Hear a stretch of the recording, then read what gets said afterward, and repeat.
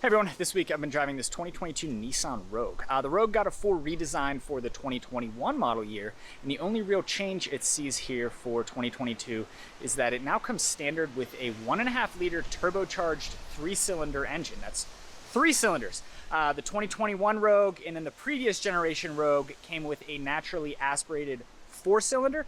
So the question I wanted to answer this week is this 3-cylinder up to the task? It makes 201 horsepower and 225 pounds-feet of torque, and it actually returns pretty impressive fuel economy, to be honest, for a non-hybrid vehicle.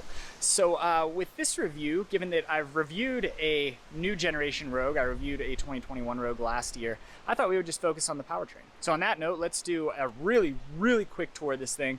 Then we're gonna take a look at some fuel economy numbers along with the window sticker, and then go for a quick drive where I will share some of my thoughts on how this vehicle drives with this new turbocharged 3-cylinder engine.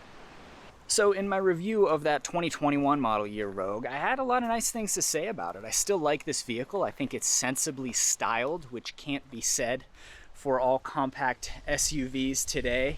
Here's a look at the rear. We'll check out the badging. So it says Rogue across the tailgate, and this one's fully loaded, so it's a platinum all-wheel drive model. Here's your rear 3/4 view.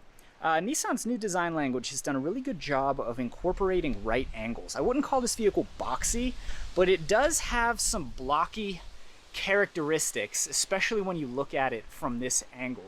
One other thing before we hop inside, let's take a look at the opening of this back door. It opens to a nearly 90-degree angle. And I'd call that about 86, 87 degrees.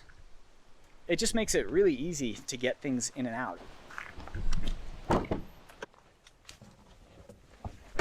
Okay, so let's take a quick look at the window sticker. This Rogue is completely loaded. You can see it's a 2022 Nissan Rogue Platinum all-wheel drive, and the price with that $1,225 destination charge comes in at $42,325. So one kind of funny thing, here is the mechanical and performance section of the window sticker. I don't know if you can see that real well, but it says 1.5 liter dual overhead cam 12 valve turbocharged engine. You'll notice that nowhere in there does this sticker mention that that is a 3-cylinder engine, which is kind of funny. 3 cylinders are probably stigmatized, and Nissan seems to be downplaying or not even calling out the fact that yeah, the Rogue now uses a 3-cylinder. Well, if you want proof,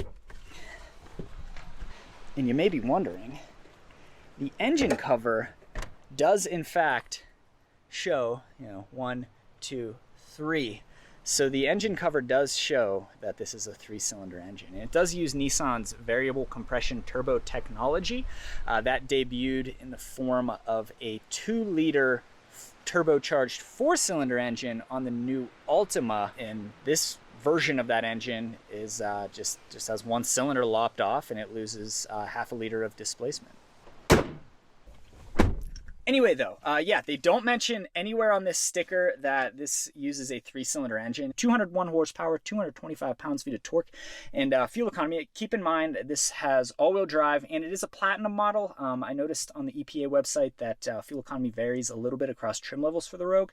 I assume that the platinum has more features, so it's a little bit heavier, so maybe it gets dinged 1 mpg here and there. But all-wheel drive platinum 2022 Rogue comes in at 28 mpg city, 34 highway, and 31 combined, which is actually pretty impressive. And to show that, I've printed out a couple sheets from fueleconomy.gov. So here is the 2022 Rogue next to the 2021 Rogue, both all-wheel drive. So you can see that with that 2.5 liter 4-cylinder, the 2021 model year Rogue was rated at 29 mpg combined. So you can see a 2 mpg jump with this new engine. And then the previous generation Rogue was rated at 27 combined. There was a hybrid version of the previous generation Rogue, and it was rated at 33 combined. The Rogue hybrid was pretty short-lived, though. I'm not sure why. It was only sold for 1 or 2 model years. Anyway, I've got some other sheets here. So here is a comparison with the other heavyweights in this segment. So the Rogue with this engine is rated at 31 combined. RAV4, all these vehicles compared here have all-wheel drive, so it's as much of an apples to apples comparison as we can get. RAV4, which is the segment sales leader and my personal favorite vehicle in this segment. Keep in mind, this is not the hybrid. It is rated at 28 combined. Honda CR-V all-wheel drive comes in at 29 combined, and then the Ford Escape with all-wheel drive comes in at 28 combined. So the Rogue here has at least a 2, if not 3 mpg advantage over 3 of the other heavyweights in this segment.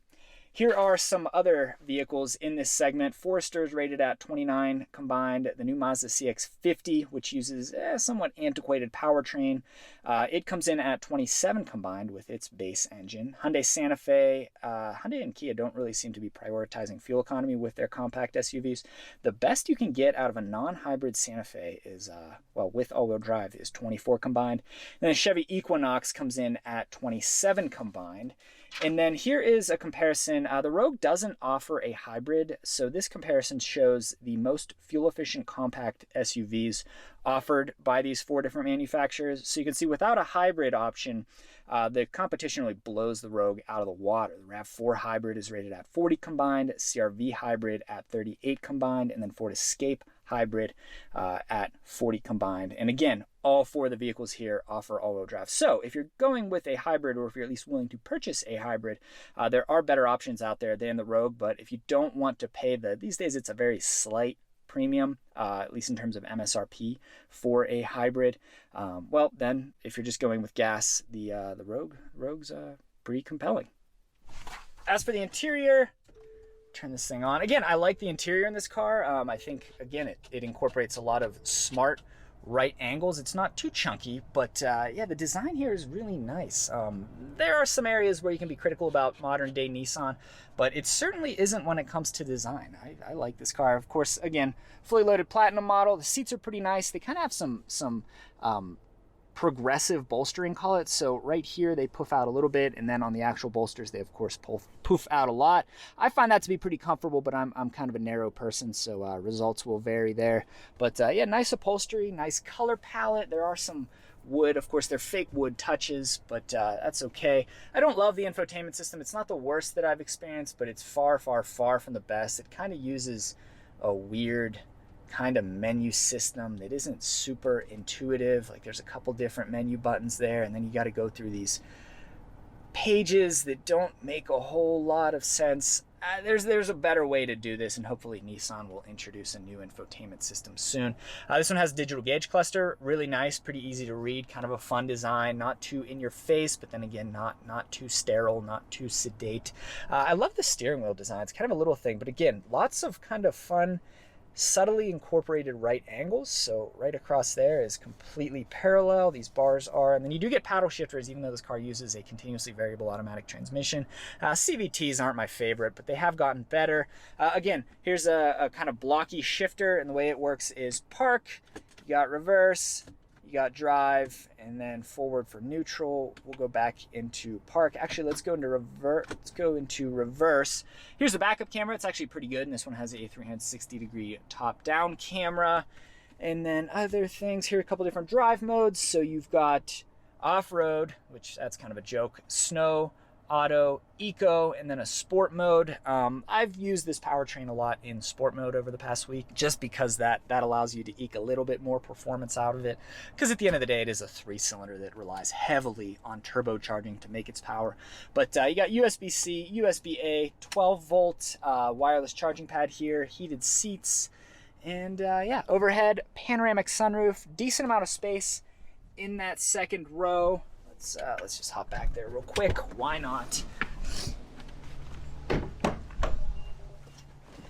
So, like I said, plenty of space back here. There is a hump, but then you've got USB-C, USB-A, heated outboard seats for this second row. That's kind of surprising to find. And then there are sunshades in these windows, so you can block out the sun. Maybe if you've got a kid or baby riding in the back seat, or anyone who doesn't want the sun in their face. There you go. And why not? Let's just take a quick look back at the cargo area. This is about what you'd expect from any compact SUV from the modern era. Space is on par with what you get in a RAV4 or a CR-V or a Forester or an Escape. There is this clever kind of tiered system here, so if you wanted to keep, I don't know, like this first aid kit, could, if you can get it off the Velcro there, you could theoretically keep the first aid kit underneath this tiered storage system there, which, for example, allows you to keep a little bit more organized cargo area.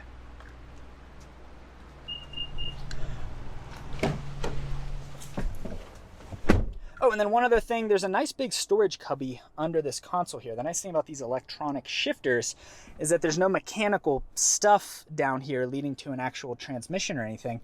And there allows for a big storage space. So any small size like purses or wallets or sunglasses or gum or anything else you keep in your car could go right here where it's nice and out of the way. Okay, driving this 2022 Nissan Rogue with a new 1.5 liter turbocharged 3-cylinder engine. So I'll just cut right to it. This engine still isn't great, but the fuel economy is pretty good, and I don't think it should disqualify the Rogue if you're considering one of these compact SUVs. So first of all, it's pretty slow, especially with this CVT, which they've improved over the years, but I still don't love them.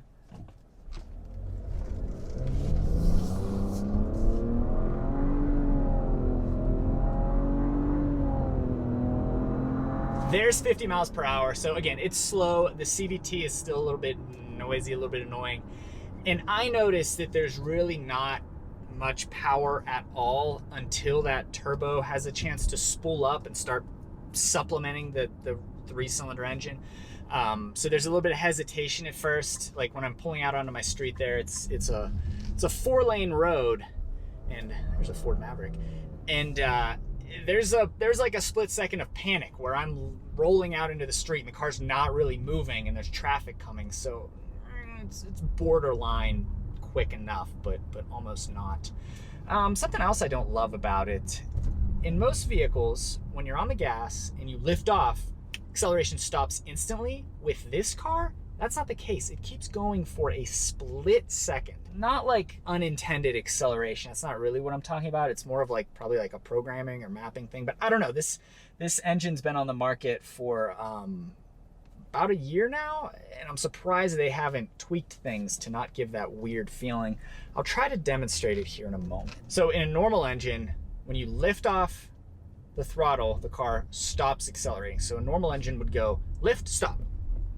This car, I'll give you a comparison. So on the gas, lift, stop. Notice the difference? So lift, stop is what you feel in a normal car. In this car, lift, stop. Did you get that? It's weird. I've experienced it in a Chevrolet Silverado with the 4-cylinder engine. Here's our speed bump. I was at about 20 miles per hour. You heard the cover over the tiered cargo floor kind of knocking around back there, but other than that, it's all fine. But I've noticed that acceleration quirk in a Chevrolet Silverado, I believe it was a 2019 model year, the first year for the turbo 4-cylinder Silverado. But I've noticed that in another vehicle, none others, but I did notice it here, and I don't really like it. I don't think it's a safety issue. It just kind of messes with your head. And to me, it's indicative of a powertrain that hasn't fully been perfected. So maybe in coming years, Nissan will fix that, but yeah, I don't know, kind of weird. Other than that though, this engine is fine. I have seen really good fuel economy this week. I'm not looking at my numbers right now, but I have seen the EPA suggested 31 mpg combined, which is pretty cool. I have kind of a lead foot, so I don't often see EPA estimates in my day-to-day driving, but I've seen that from this Rogue, which is pretty cool. And then other things, once you get the car out on the highway, the powertrain really doesn't bother me. Again, it just, these small engines, like a 3-cylinder engine that's turbocharged in a vehicle of this size, it's going to really be relying on that turbocharger to make its power figures. So 201 horsepower, 225 pounds-feet of torque. That's pretty good. That's more torque than most other, if not all other vehicles in this segment at this like level of powertrain.